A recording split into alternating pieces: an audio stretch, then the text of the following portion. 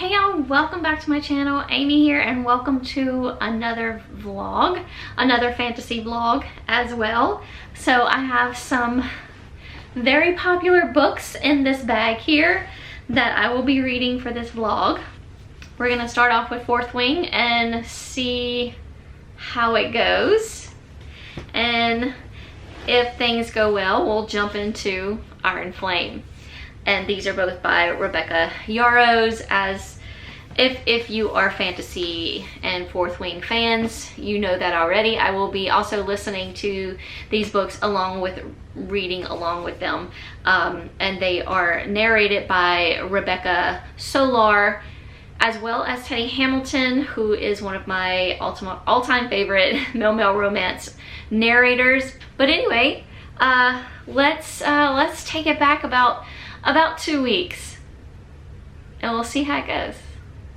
Also, I do call one of our main characters by the wrong name throughout the first part of the video.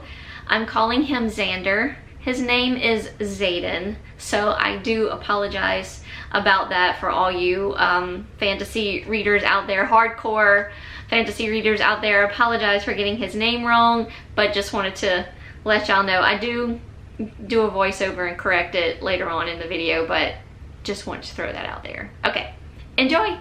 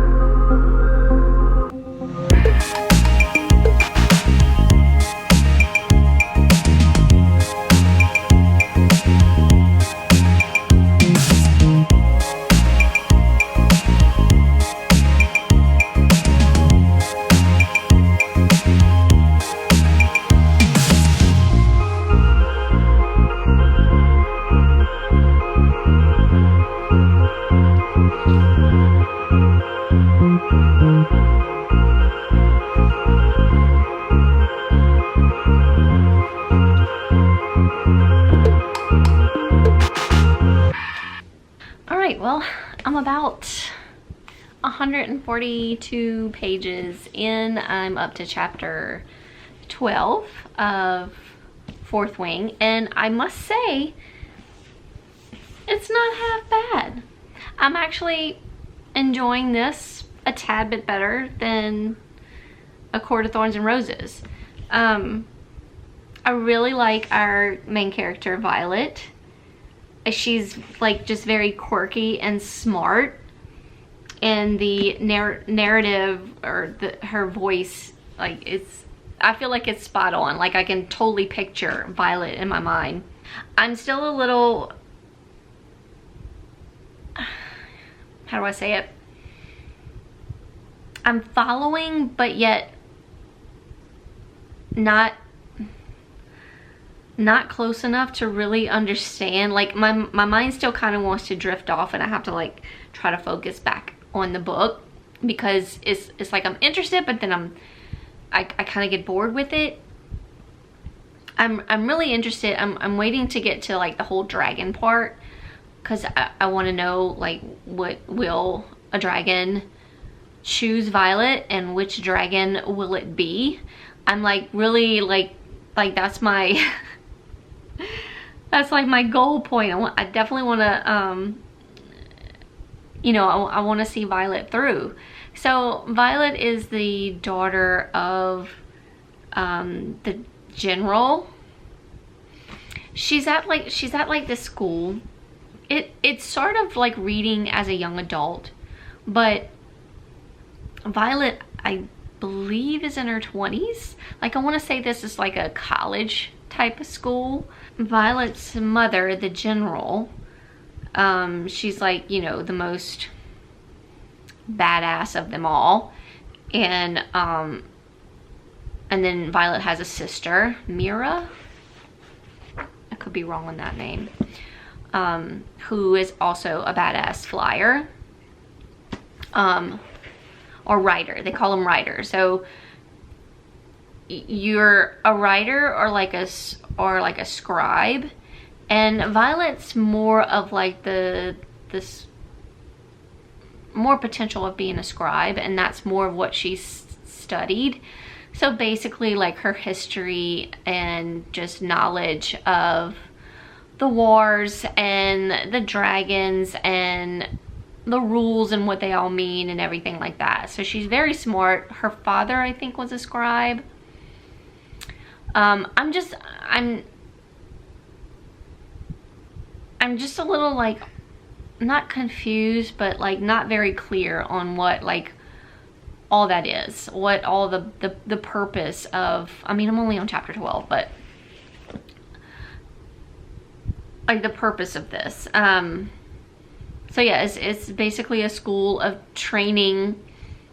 I guess it could be young adult, but it's reading more of like a, you know, like a teenager. Like Violet is reading kind of teenagey, but then she you know, she cusses and, you know, she talks about sex very freely, like, you know, a more adult. So I guess like a young adult, but like 20s, college age. Young adult, maybe. I don't know. So yeah, this is like, I guess basically their college, and determines whether they're going to be a writer or a scribe. That's what I get out of what's happening right now. So we're, you know, Violet's still in school and she's still learning, but her mother, being the general, wants her to be a writer. Like, she is a Sorengale, so she should be a writer. So this is why she is training to be a writer, although she has been practicing and training to be more or of a scribe than a writer. So she's kind of giving me very Harry Potter vibes, meaning not necessarily like the chosen one vibes, but just like she's very lucky when it comes to achieving something or getting like ahead, or not ahead, but achieving something in the training and the courses to make it to the point where a dragon will choose you. So yeah, I don't know why I'm referencing to like older things. I guess it's just where my mind goes. But I am enjoying this quite a bit better. I said a tad bit, but it's quite a bit better than A Court of Thorns and Roses. So I have, you know, better hopes for this book right here. And like I said, I didn't think I would be very interested in the whole dragon thing, and even though we haven't really got into the dragons yet, just getting a sneak peek of them and what they mean, and them choosing their writer and becoming like so close to, you know, very close to their writer, whereas the dragon is like pretty much in your mind all the time, kind of like talks to you. Yeah, I'm interested. Like, I didn't think I would be, but here we are. I'm here for it. But yeah, I figured I'd go ahead and stop right now. It is Friday. It's a little after 4 o'clock. I was gonna go out to Target because I need some things for the week, next week. but the weather got really bad. I do not like to drive in bad weather, so I did have to go get my medicine though. So I just went get my medicine and I came home after I got off of work today, and just been kind of doing laundry and listening and reading along to Fourth Wing. So yeah, I'm pretty proud of myself, like, because I haven't really had time, but I've been making time to like sit and read along with the narration. The narration's really good. I really am enjoying it. Who's narrating? Let me see if it says on here. Narrated by Rebecca Solar. That name sounds so familiar. She might have read something in the past that I've listened to, but her voice is really good. And it did say that we were going to hear from Teddy Hamilton. Teddy Hamilton is, it says, narrated by Rebecca. I should have left my glasses on. Let's put these back on. Narrated by Rebecca Solar with Teddy Hamilton. Teddy Hamilton is like one of my favorite like male narrators. So I'm excited to see where in this book we're gonna get a point of view maybe from. We have two male potentials here. We have Dane, which is Violet's childhood friend, and I believe he's either a second year or a third year, maybe a second year. And then we have Xander, who I believe is a third year. But they are head of the different squads, and of course you have the first wing, the second wing, the third wing, and the fourth wing. I'm not really sure what they mean yet. But Xander is like the head of fourth wing, and Dane is head of second or third wing. I don't remember. See, those little minor details kind of like slip because I'm trying to pay attention to like what's going on. But I'm still a little lost as to, not necessarily lost, just, I don't know. I'm having a hard time like comprehending all the details and all the information as is in fantasies. Fantasies have just so many minor details, just so many things about a fantasy. But I am really enjoying Fourth Wing, so I'm kind of excited about that. So yeah, anyway, back to our two male potential characters. Xander he's very much sort of a enemy with or to Violet. Violet's mother, being that she is the general, she has, I don't know, she has caused many deaths amongst families, and a lot of these young adult kids that are in this school have it out for Violet, basically. They all want to kill her. So that's why it's reminding me of like Harry Potter with like, you know, like Draco.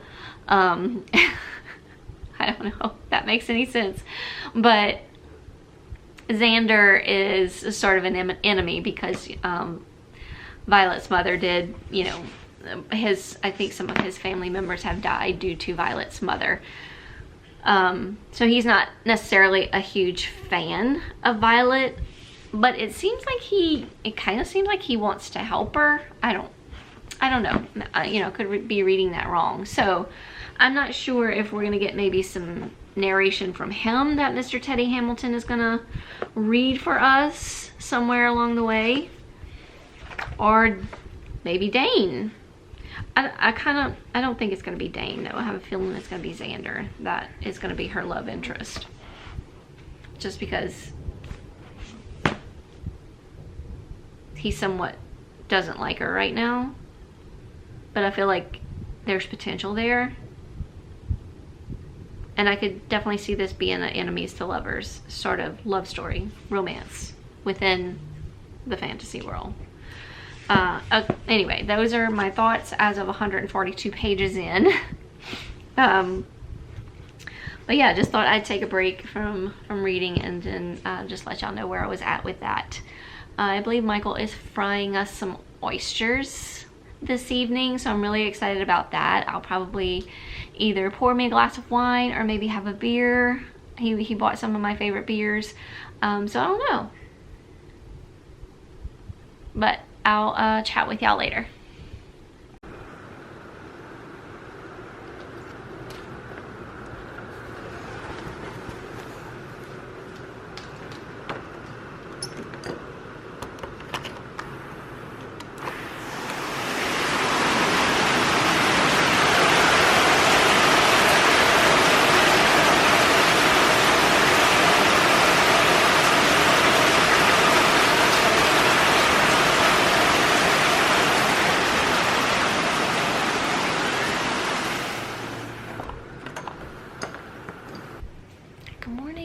Happy Sunday. I usually don't vlog on Sundays, but I didn't get a chance to vlog yesterday. I didn't really do anything. You didn't miss nothing. I did go to Target and I had planned to vlog a little bit while I was in Target, but yeah, I completely forgot.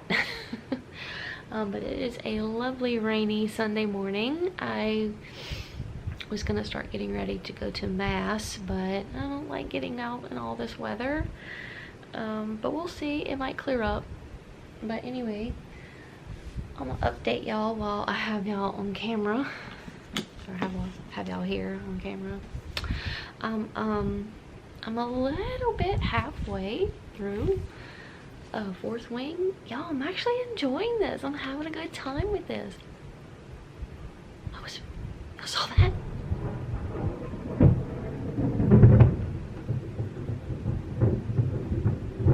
Yeah, I'm probably staying home. I love bad weather. I just don't like being out in bad weather. Anyway, I'm actually enjoying this, y'all. Like, I listened to it and read along a little bit, like all afternoon yesterday. It was also rainy yesterday, but my niece came over with some friends and their kids, and they stayed outside on the patio and got in the pool when they could, because it wasn't like a big thunderstorm yesterday. It was just like constant kind of steady rain, but they wanted to go swimming. I was like, well, power to y'all, go ahead. So anyway, I stayed inside and listened to Fourth Wing while I got some things done. But yeah, I made it to chapter 23. I am, it's dark in here, 240 pages in. It's hard to, you know, like talk about this without giving anything away, but Violet is doing well in dragon school, or in school, because I mean, it's not just a dragon school. They have, you can be a scribe. I think you can also be what they call a healer, like a doctor, or a writer. I'm sure there's other things that I'm missing, but since her mother is, you know, like a general and like part of the, is she part of the school? I don't know. I don't know the minor details are fuzzy, because there's so much to learn. But I love Violet herself. I love learning about the dragons. So we've gotten into the dragons where the students are being, you know, chosen by the dragons. The writers are choosing their human, basically. Now there are some writers that don't get chosen and may never get chosen, and there's also the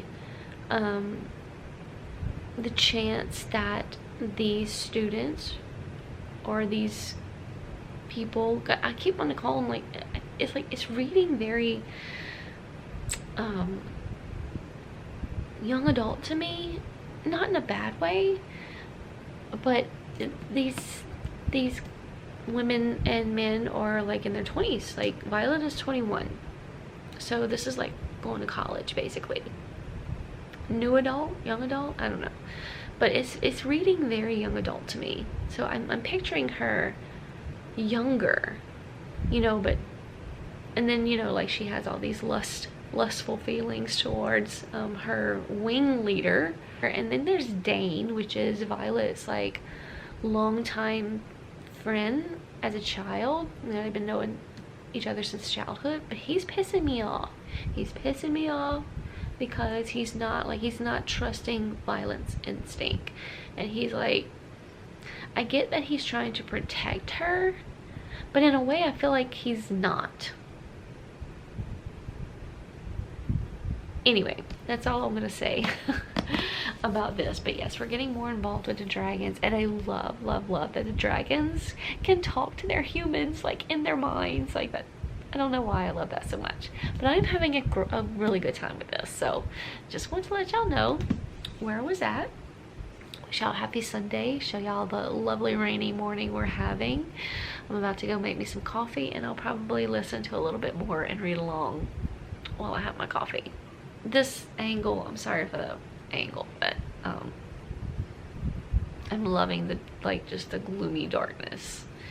I'm morbid like that.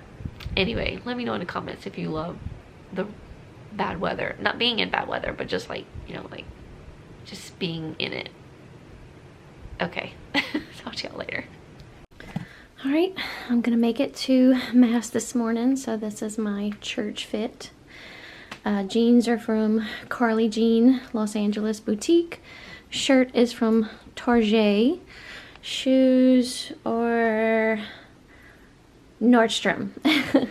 I got these like years ago, but yeah.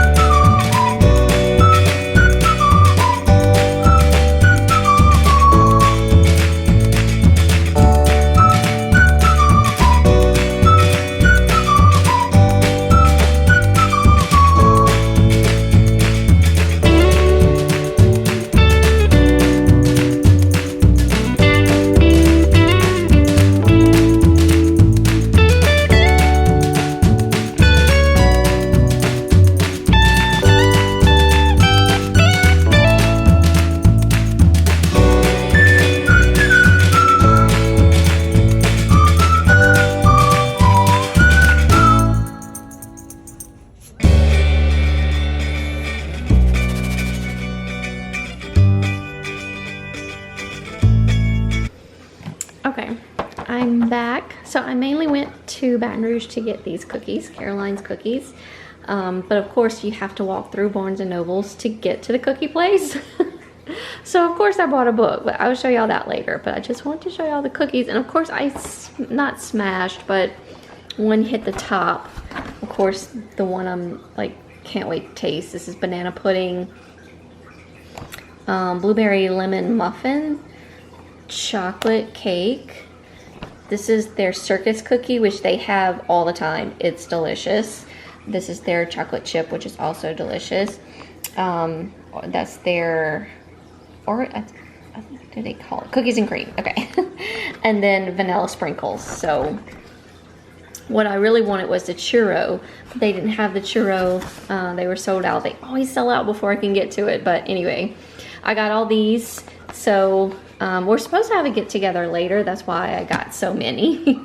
But anyway, I'm gonna cut them and taste them. Whew. I'm seriously gonna have to fix me something salty. That was a lot of sweet at one time. That's really tall. Hold on, let me put this somewhere else. Don't mind me.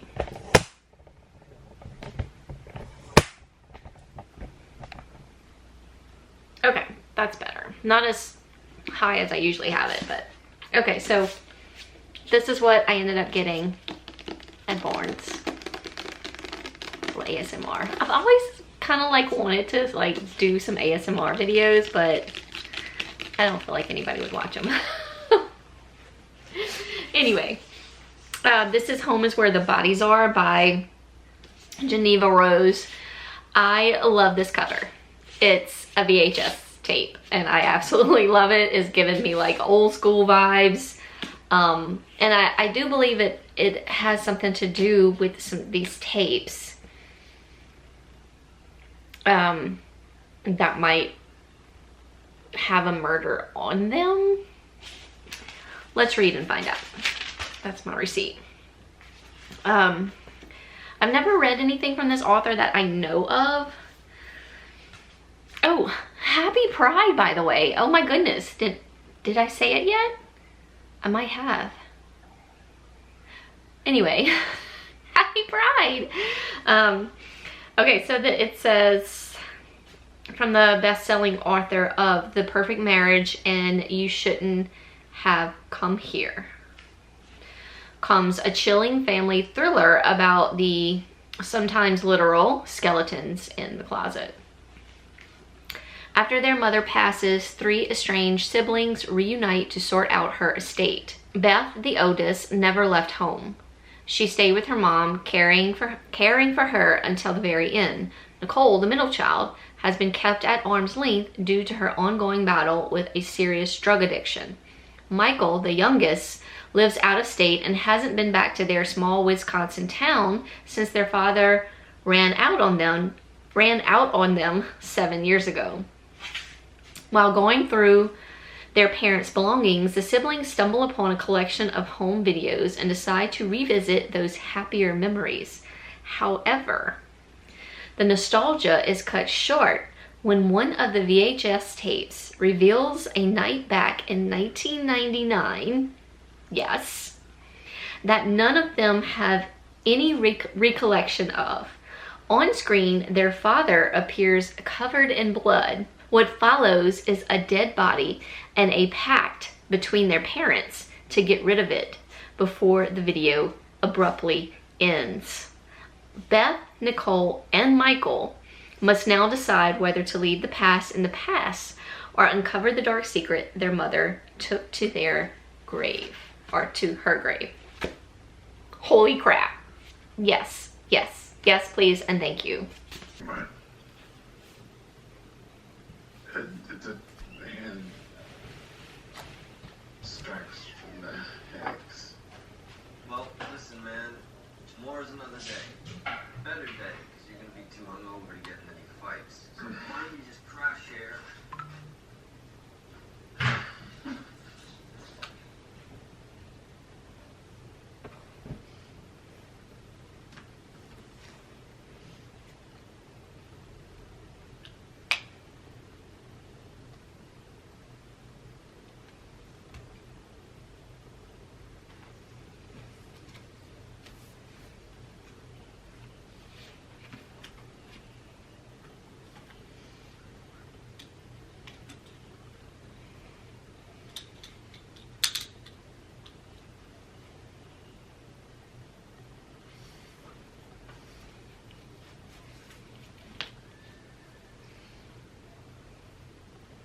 All right, y'all, it's been a few days since I last talked to y'all, since I finished Fourth Wing. So I just wanted to take this moment just to kind of like wrap up this book and talk about a few little spoilers, because I feel like there's no really way around it without giving spoilers. Well, maybe not. I mean, I think I pretty much told you the gist of what this story is about.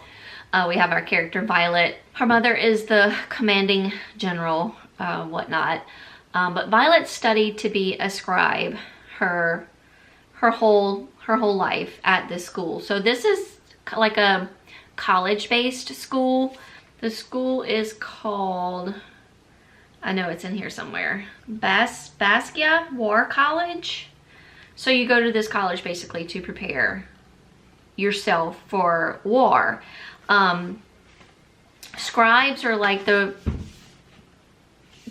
I guess like the really smart ones who know their history about Navarre. I think Navarre is where we're located. Of course, there's a, you know, like a map in here to show you exactly where things are.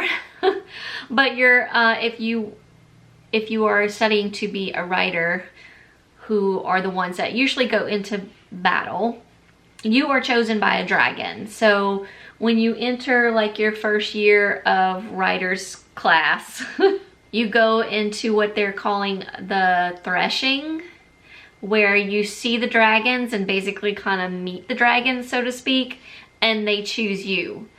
Well, Violet, being Violet, you really gotta know Violet's character. She's, like I said, she studied to be a scribe pretty much her whole life. Her father was a scribe, so she knows her history.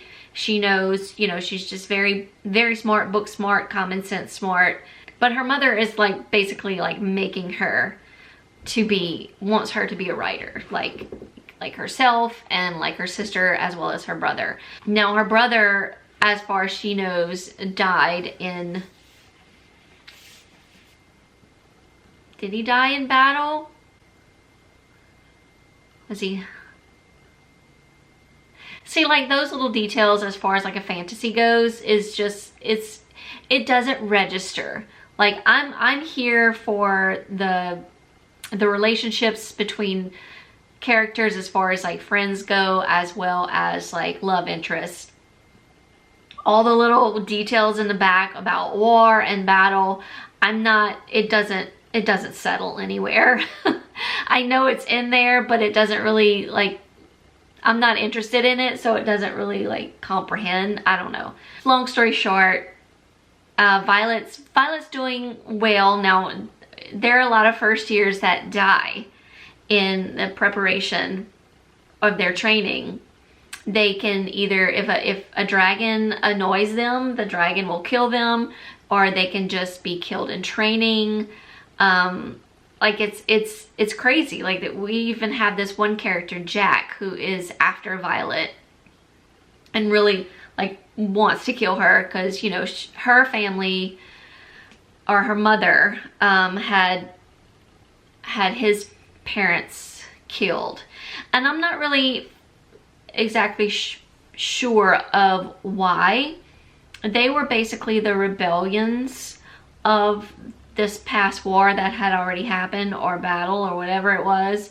And her mother, the general, had them killed. So we have all these, you know, the children of these rebels are now at this school.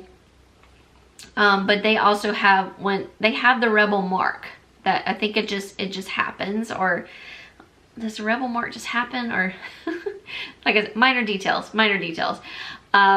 Anyway, so yeah, we have a couple students that are after Violet because her mother had their parents killed. But she does well for herself. Now, there are two love interests as far as Violet goes. Her longtime friend, Dane, who is I don't think he's a wing leader. He is just, he hasn't quite made it to that status yet, but he is like head of where Violet's quadrant, maybe? Like maybe he's the quadrant leader? Details. But then we have Xander, who is also a rebellion. And he is a wing leader for 4th Wing. So, and I think Dane is like in the like 2nd year quadrant leader or something like that. He's not as high as Xander, but he will be once Xander graduates. And I think Xander's like graduating like this year. Well, he did, I'm pretty sure he did graduate. Anyway, Hey y'all, this is Editing Amy here. Just wanted to let y'all know that I keep saying Xander, but the character's name is Zayden. I don't know what's wrong with me. Sorry, but I'm gonna continue to say Xander, but his name is Zayden. So yeah, so there are two possible love interests for Violet, and I mean, if you know who she's gonna pick. You know, she would think that, you would think that her, well, no, because I figured like the whole time, oh, she's gonna definitely be with Xander for sure. He's the bad boy, he's the rebel.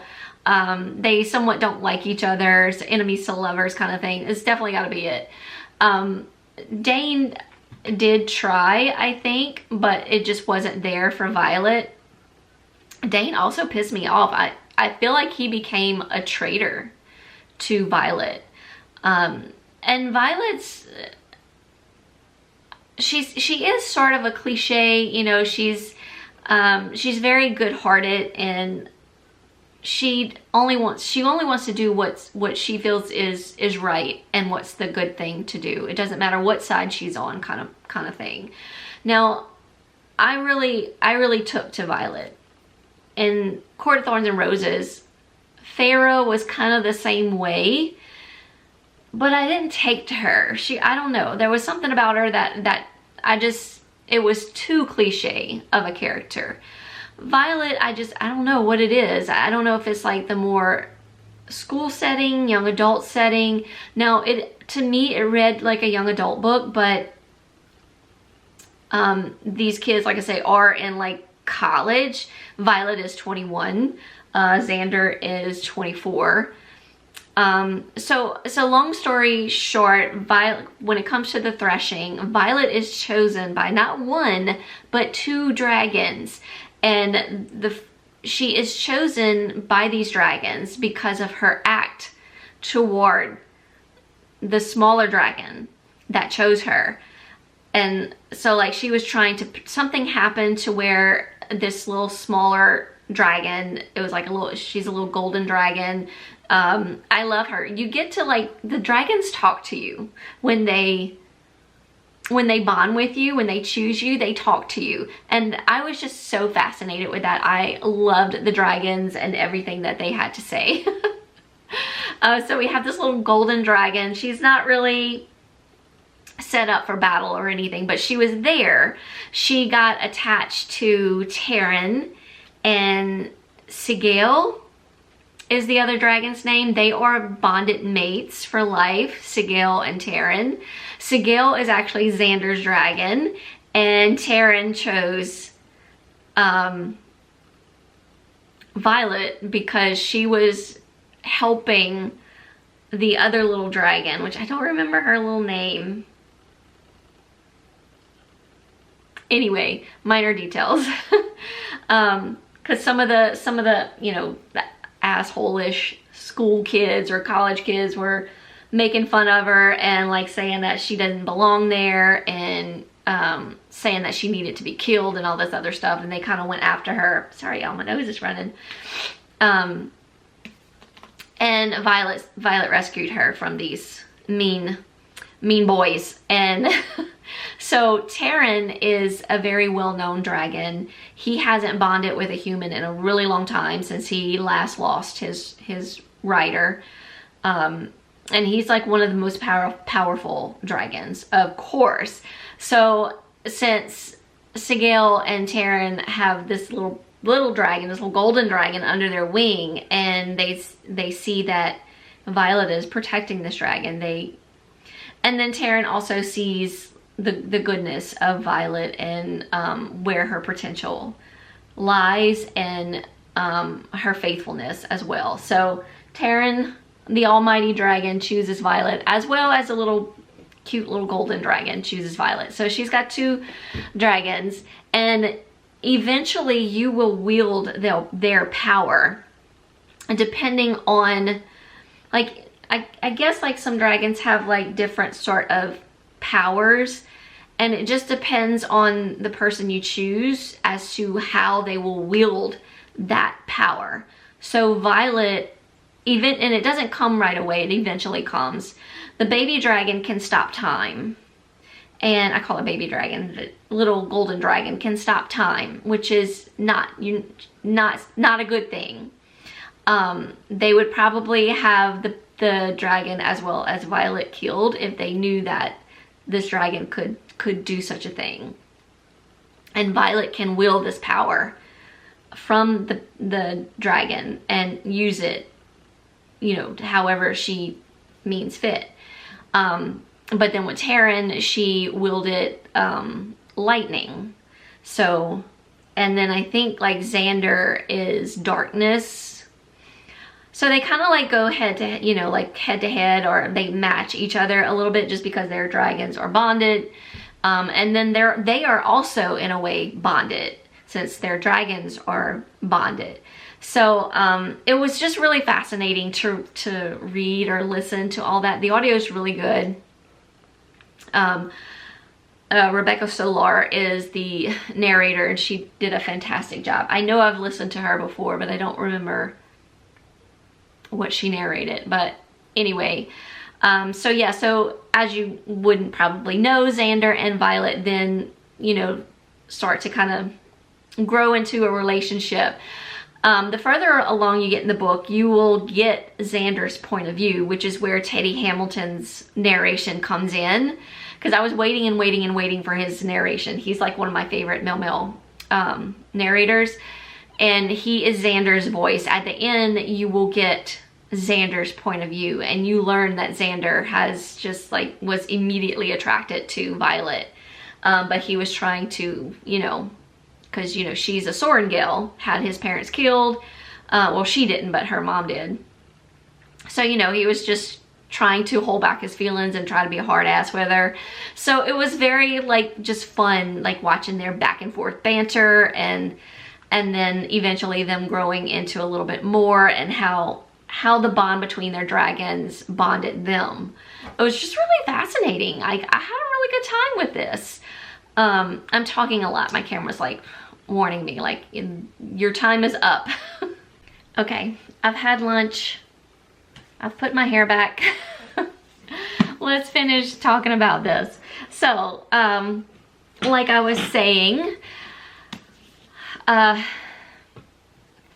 don't remember what the last thing I said was, but anyway, of course we have the relationship with Xander and Violet blooming, as they are bonded because their dragons are bonded. It's just really, to me, that part was the whole fascinating and interesting part. I didn't really care about the rest that was going on, the rebels, the rebellion, who killed what for who killed who for what kind of thing. We do get a bit of a battle scene though, but it's not, like, I was okay with it. Like, I was somewhat following along with it towards the end, because and we have a little bit of moment where we think Xander is the traitor in this scenario, and he was just kind of like playing Violet. I was like crushed. I was like, no. But that's not the case, of course. And I think the reason this attack happened is because of Dane. He's the traitor. Dane is able to touch you and be able to like get in your head. But he's not supposed to do it without your consent. Well, he did it to Violet without her consent twice. Twice, not once, but twice. Traitor. So anyway, come to find out. Okay, so it's like a good versus evil war. Long story short, because I don't really know what I'm talking about, and I don't want to mess anything up about this book, but we have a battle of good and evil, and the ones that we thought were the evil ones are actually the good ones, and the good ones we thought were the good ones are actually the evil ones, kind of thing. See what I'm saying? So I think of like Violet and like her mother's, you know, because she's the commanding general or whatever. They are on the, like, I guess I want to say bad side of things, because her mother knows of things that are happening and is not doing anything about it. And Violet just learns this from this situation where she thinks she's being, she thinks Xander is using her, I guess. But really he's not. So you get his thoughts at the end of the book, which I absolutely loved, once again by Teddy Hamilton. But there is a fantastic twist, I thought, at the end, because I wasn't expecting it. Like, you know, it was not really talked about. It was just like known throughout the book that her brother died in battle, but he didn't. He's alive, and he is in he's in Xander's home, and this place was also thought by Violet to have been burned to the ground, like have been destroyed, but they are in the process of rebuilding it, and this is Xander's home. And Brennan, Violet's brother, is part of this good rebellion community where he is a healer. So he was a healer. He was also a writer, but his power was a healer. So he is like the healer over there. So Violet does get hurt in the battle, and she is brought in. And there was a little Easter egg in there where Xander mentioned something about knowing like the best healer of all time, which is her brother. I was just like, oh my gosh, this is fantastic. I really appreciated that. That was, because I didn't see that coming at all. Like, maybe the other readers that are more into fantasy and read more fantasy maybe saw it coming, but I didn't see it coming. So anyway, which leads us to the next book, which I don't have in here with me. Hold on, hold that thought. Okay, we have Iron Flame, which is our second book. Now, my friend did tell me, I'm actually gonna see my friend on Saturday. She's coming over and spending the day by the pool with me and my sister-in-law. So I'll be able to give her back her collection of A Court of Thorns and Roses and give her the bad news. But I have good news for her, that I really did like Fourth Wing. So now we go into our Iron Flame, but she did tell me that this one's not as good and it took her a while to get into. So I'm a little worried about that, but we shall see. I'm gonna go ahead and start it. I have not started it yet because I was waiting for the audiobook to come through my library. See, I'll keep y'all posted. So we're gonna keep this vlog going and see how I do with Iron Flame. So there we go. To be continued.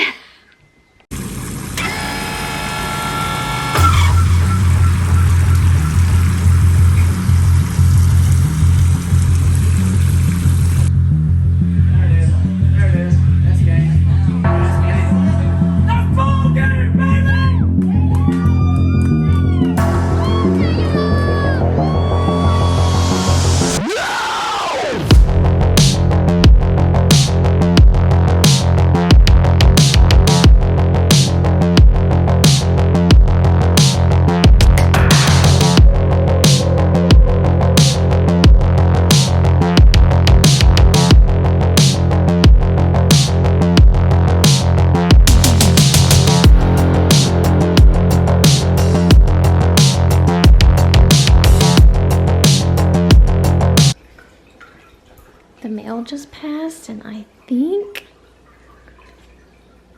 yes, my book of the month is here.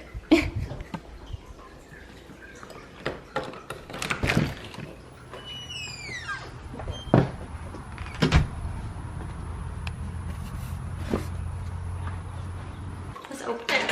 See what I got.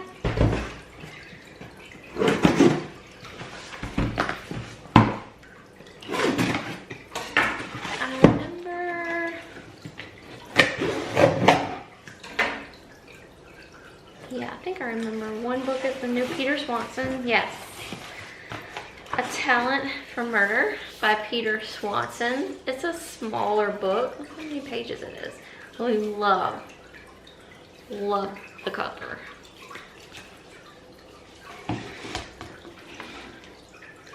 Oh, it's like less than 300 pages. It's like 255 pages. That's gonna be easy, an easy read, but loving the cover. Don't know what it's about yet. It says a newlywed librarian begins to suspect the man she married is a murderer in this spectacularly twisty and deviously clever novel by best-selling author Peter Swanson. Oh, I knew I got another one, but I couldn't remember what it was. But it's the new Ruth Ware, One Perfect Couple. This one says a fast-paced, spellbinding thriller rife with intrigue and characters that feel so true to life. This novel proves once again that Ruth Ware is the queen of psychological suspense. As Layla is in a bit of a rut, her postdoctoral research has fizzled out.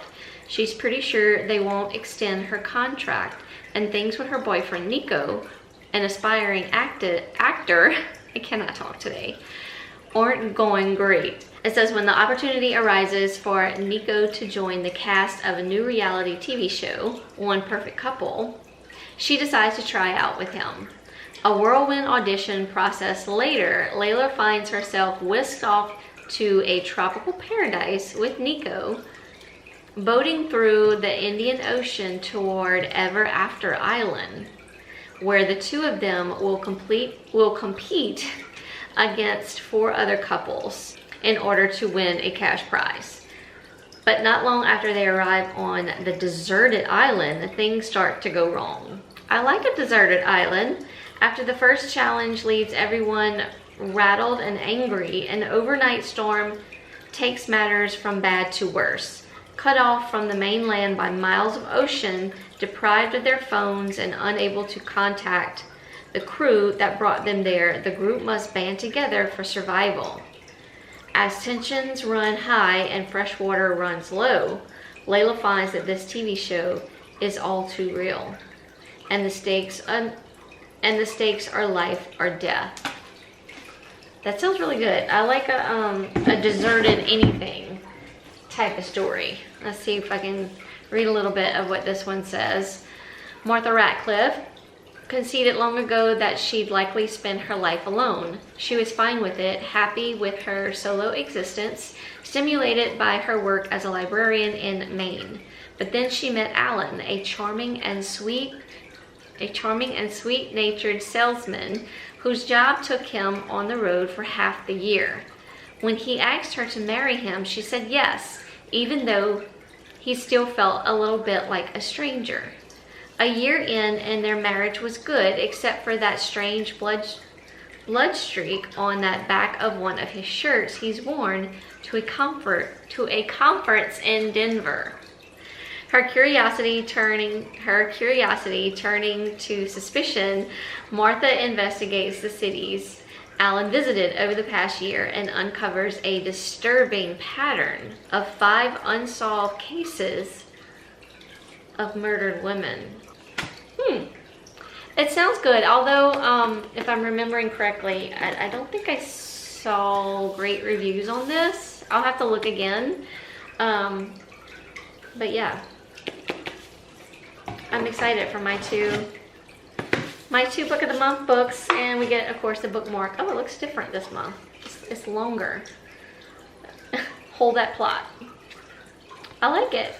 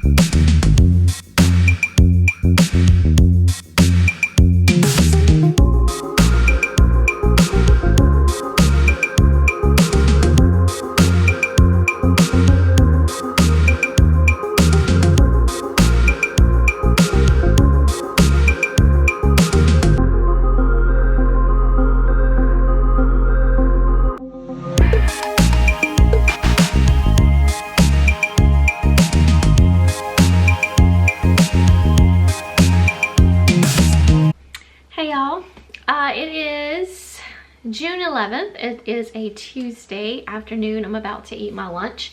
But I wanted to just give y'all a quick update on where I was in Iron Flame. I don't think I've updated y'all since I started it. So I'm a little bit more than halfway. I mean, it's about halfway. I might be a tad bit more than halfway, but I've just hit part 2, which starts on chapter 37. So this one I am not as into as I was with Fourth Wing, so I get what everybody was saying. Oh, I had my friend over on Saturday. She came hang at the pool with me and my sister-in-law, and I thought she had read the entirety of A Court in Thorns and Roses, but actually she stopped it after the 3rd book. She said she couldn't really go anymore, and she herself really didn't care. She said one day she might go back and maybe read the 4th book. She said because a lot of her book people that have read it have told her that that's like a very good book for some of the characters that you might have liked from, you know, from the beginning. But anyway, I don't have plans to go back and read it, so I went ahead and I gave her back her whole set of A Court in Thorns and Roses on Saturday. But anyway, yeah, we were talking about how, you know, she really enjoyed Fourth Wing. She wasn't that into the 2nd book, but there are some good points in here, which I totally get, and I don't think I've gotten to all of them yet. And then of course everyone is waiting for the 3rd book, and she had told me that the dates of, like, the release dates keep getting pushed back for the 3rd book. But anyway, I am enjoying Iron Flame. Probably not as much as Fourth Wing, but it's still, you know, right on the same level. You know, I'm still, you know, pretty good, just 3-star, maybe 3.5 star. We'll see how we end. I'm at a point though where we are preparing for battle or war, and I'm not that here for it. My mind keeps drifting off. I'm not really paying attention, but I still love our characters. Love Violet, love Xaden. We had a plot twist in the last book, so that has come into play into this book, and just things are starting to happen. In the 1st book, we're kind of just getting to know our characters, and we're you know, getting to know this school where they're going to learn how to be writers, and getting paired with their dragons, and we're getting more of, you know, a bit of a more mature phase here. We're in our first. This is our 2nd year, basically. It's giving me Potter vibes on that note. My battery light is flashing at me. Why do I always do that? I need to recharge my battery. But anyway, just wanted to give y'all an update of where I was, because I don't think I updated y'all at all on this book. I am enjoying it. It is at a slow point for me right now. But yeah, here we are, and I'll definitely do a spoiler probably at the end, because I just feel like I can't really talk much about it without giving anything away. So yeah, we'll talk about it once I'm done. But yeah, I'm enjoying it. Although we like I said, we are at a sort of a slow point in the book for me, but I'm gonna keep going and see if we can get some more plot twists, which I think there's gonna be some more plot twists. I just have a feeling they're coming.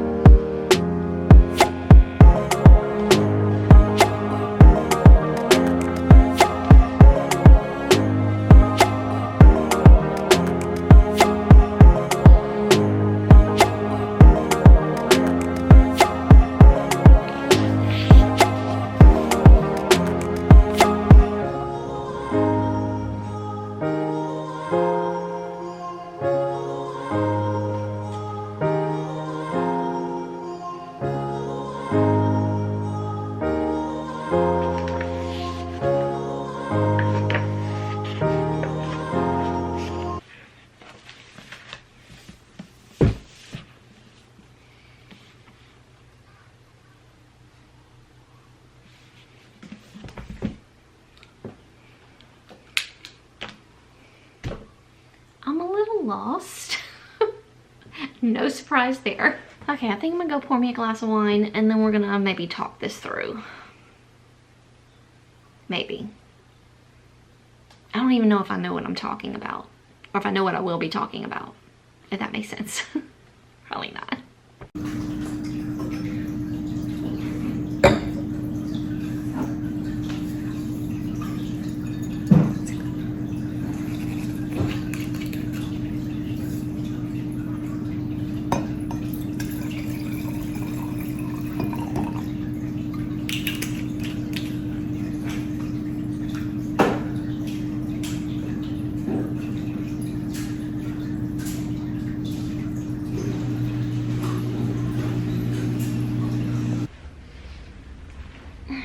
Okay. I have a few notes that I'll kind of go through, I guess. So this one was a tad bit slower than Fourth Wing, in my opinion. And my friend did tell me that. Maybe some decent hair while we chat. And the sun's going down, so of course it's right where I'm filming. I can move. Anyway, okay, so we're just gonna get right into spoilers because I really don't know how else to explain this book other than the fact that Violet is moving on to her second year at, oh, what's the name of the school?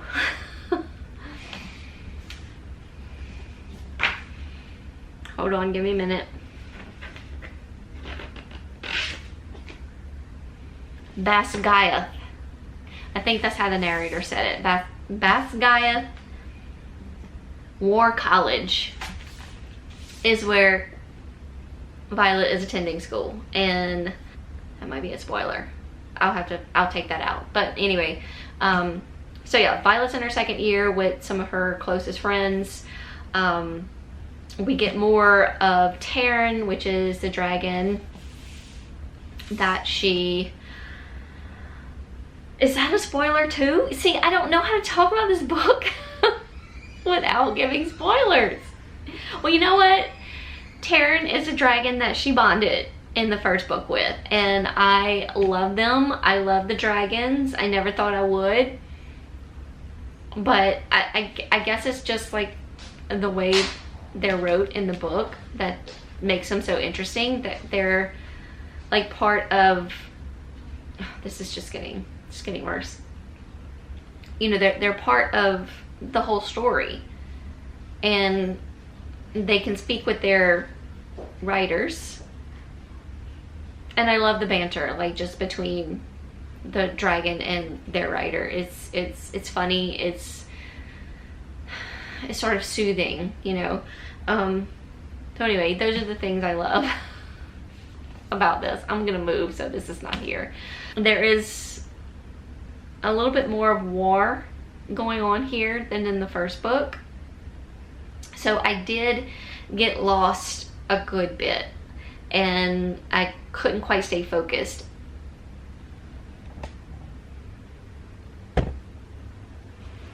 Maybe a little bit better. I couldn't quite stay focused when these wars were happening, or they were, a good majority of the time they were discussing the wars or preparing for the battle, and I lost interest. That's just not really my forte. But I enjoy the characters. Like, the characters make the difference. They make the story, and if you can't, like, I guess, bond with the characters, it's hard to read a book.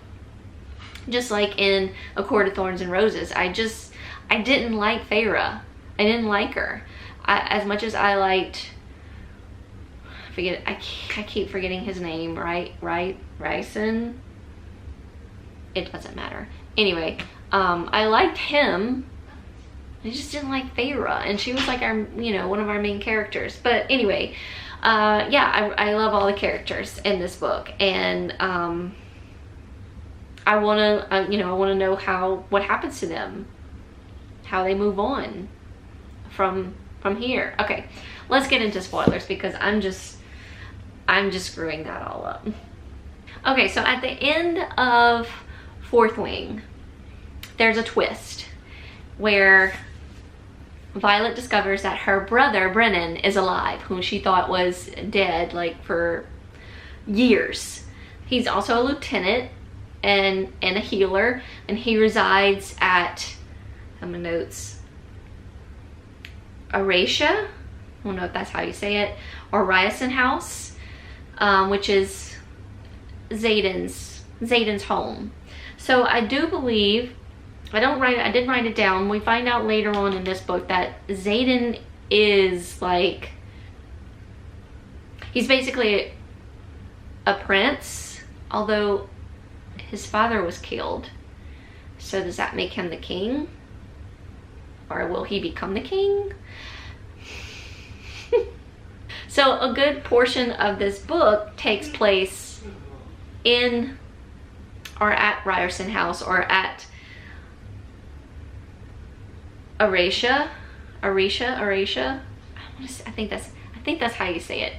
But and they also have a school there. So our students from the War College, just call it the War College, follows Violet to Xaden's home, where I feel like they are better taught. It's almost like they are held back at the War College. See, this is why I'm not a big fantasy reader, but hey, here we are. So yeah, I think like there was a choice that they had to make, whether they wanted to follow Violet or they could stay at that War College. But I do believe that their teachings were sort of shielding them from like what's really out there. And then at this other school where Xaden lives, or where Xaden's home is, or where he's from, was really giving you the actual, you know, teachings and how you are to survive. So anyway, that's like the majority of the book. There's a lot of war and planning for this war, you know, to happen. Then we have Endorna. So Violet is bonded with 2 dragons. In Fourth Wing, she was bonded with Terran, who is like a black dragon, most powerful dragon of all time. One of like the oldest dragons as well. And then she was also bonded to a little golden dragon. Her name is Endorna. She's so stinking cute. She becomes an adolescent in this book and it's hilarious. But she is basically like a little toddler as a little golden, she's a fledgling is what I think they called them, as a little golden dragon. But nobody knew, you know, fledglings could bond with a human. And they made like a special, like they were just like, okay, we'll let you do this, for Endorna. But come to find out, she is like a special dragon. And she is like, so there's supposedly like have 6 species of dragons that they fall under. Well, she's like the 7th. And we find this like later on in the book that there's a 7th species, and Endorna is that species. So I'm hoping we get like more of Endorna. I'm hoping in the 3rd book. I am going to read the 3rd book because I mean, just kind of leaves you on a cliffhanger here. And I want to know about Endorna. I want to find out like what she's all about, what her powers are, and is she like the, you know, like the biggest baddest dragon of all time. But I love her. I love Endorna. So she does, but she like unnaturally grows fast just because I guess because of what she does. Like because maybe her bond with Violet, I'm not sure. But I have in my notes, Endorna unnaturally grew, due to having to use her power too long. Okay, so in Fourth Wing, she did have to yield her power, which was, and she does not have this power anymore because as a fledgling, you lose whatever power you have as a fledgling. You lose your power when you become a more mature dragon. So she could stop time, basically, as a fledgling. And she used that power way too long, and it caused her to go into this deep sleep where she unnaturally grew to her adolescent stage unnaturally fast. But then come to find out later that she's like a special dragon, so she was growing into herself. I have that she is also a black dragon, but there's kind of a twist to that, which I'll leave out because it's not a big twist, but just know that she's a special dragon. She does seem or come across to be a black dragon like Taryn, but there's a twist. And then in the first and fourth wing, we also we lose 2 students. Well, we lose a lot of students in fourth wing, but we lose Jack Barlow, who was an ass, and I was kind of glad, you know, Violet killed him. He was crushed under a rock. Well, lo and behold, his bones were painfully mended one at a time by one of the healers, and he is back. But I think there's also a twist with him that goes into the twist with Xaden at the end of this book. I'm getting ahead of myself, I know, but I don't fully understand. That was my face at the end. Like, I don't fully understand what is happening.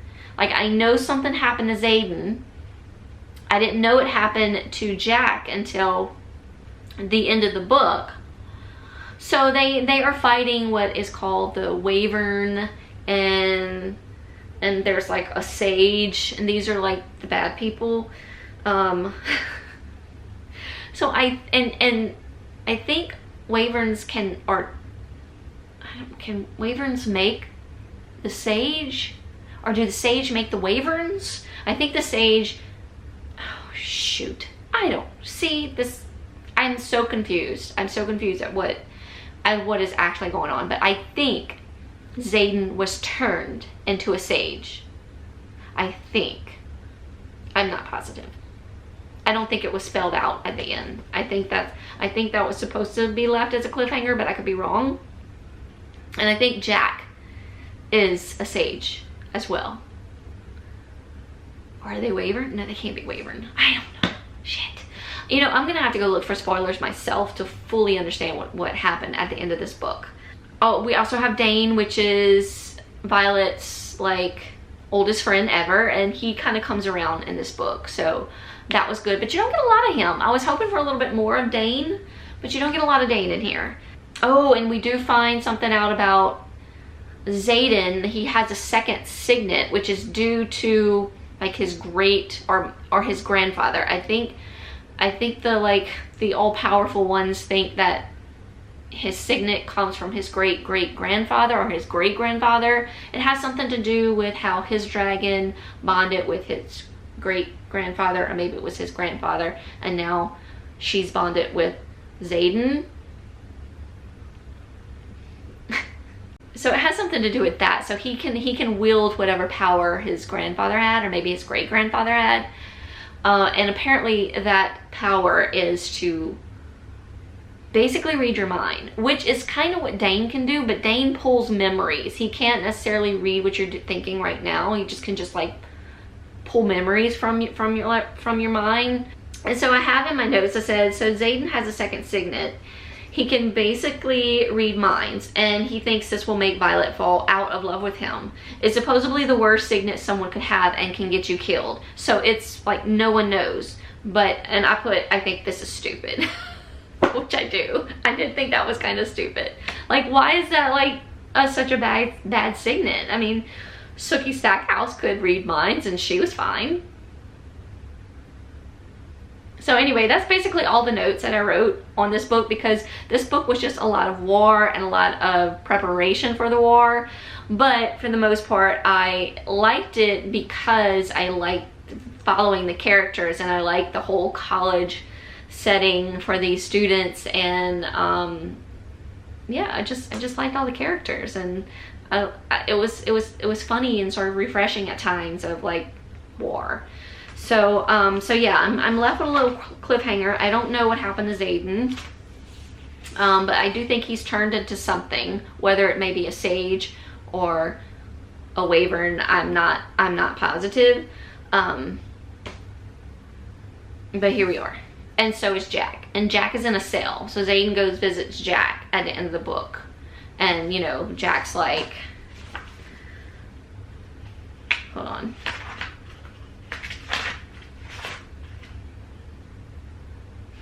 Oh. Jack's like, welcome to our messed up family. I'm not gonna say that word. Guess we're brothers now. So that's how the book ends. So I'm like, what does that mean? What is Xaden and what is Jack?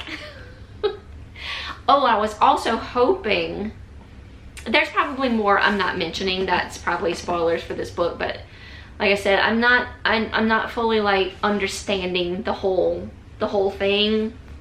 It's a lot over my head. But I get the gist of it, and like I said, I enjoyed the characters. But there is a point, and I thought it was going to happen in this book. I thought a very loved student that died in Fourth Wing was going to return, because I mean, why not? I mean, this is fantasy. Why wouldn't he? But when your dragon dies, the bond breaks, and for humans it's too tough to handle, so you die along with your dragon. But if, say, like if the human dies, the dragon doesn't die, because I mean, they might be weakened for a little while, but they can withstand the death of their human. So Liam from the first book did die, and I loved Liam. We get his sister starts the college in this book, and she does not like Violet. So yeah, that's a little bit more of a tidbit there. So that's all I have to say about Iron Flame. I did like it, solid 3-star. I didn't like it as much as I liked Fourth Wing, but I still want, whenever the third book comes out, like my friend was telling me over the weekend when she was here, like they keep pushing the date back, and I think now it's like January or February or something like that. My sister-in-law's texted me, she got chicken fries for us. But yeah, so that's that. I have finished the Fourth Wings little set here. I didn't realize this book was way bigger than Fourth Wing. Let me see if I can get me like a thumbnail. Anyway, all right, y'all. That ends this vlog. This probably chaotic, weird, like not able to understand what is happening in any of these books kind of vlog. But I hope you enjoyed it, and I hope that maybe I encouraged you to maybe go out of your comfort zone and read something that you don't normally read and see if you like it. Now, I didn't like the first fantasy series that I tried, but I did like this one. I did like this one, and I do want to read the third book. So if and when it ever comes out. But we are done with fantasy for a little while. I am very much in the mood for just a murder mystery or a thriller of some sort. And definitely my male romances. So since we are in June, in Pride Month, I probably will be starting a male romance vlog. So stay tuned for that. I'm not sure what I'll be reading next, but yeah, I guess I'll see y'all in my next vlog. Thank y'all so much for watching. Love y'all.